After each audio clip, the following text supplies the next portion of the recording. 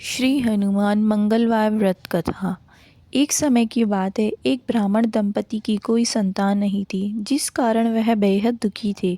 एक समय ब्राह्मण वन में हनुमान जी की पूजा के लिए गया।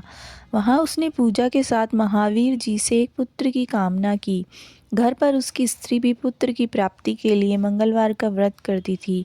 वह मंगलवार के दिन व्रत के अंत में हनुमान जी को भोग लगाकर ही भोजन करती थी।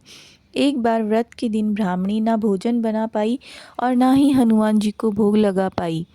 उसने प्रण लिया कि वह अगले मंगलवार को हनुमान जी को भोग लगाकर ही भोजन करेगी। वह भूखी प्यासी 6 दिन तक पड़ी रही। मंगलवार के दिन वह बेहोश हो गई।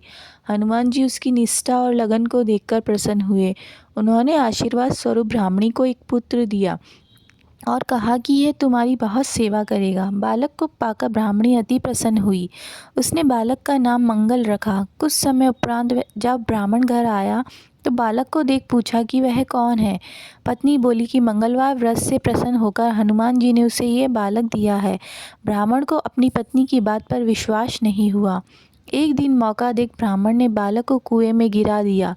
घर पर लौटने पर ब्राह्मणी ने पूछा कि मंगल कहाँ है। तभी पीछे से मंगल मुस्कुरा कर आ गया। उसे वापस देखकर ब्राह्मण आश्चर्यचकित रह गया। रात को हनुमान जी ने उसे सपने में दर्शन दिए और बताया कि यह पुत्र उसे उन्होंने ही दिया है। ब्राह्मण सत्य जानकर बहुत खुश हुआ। इसके बाद ब्राह्मण दंपति प्रत्येक मंगलवार को व्रत रखने लगे।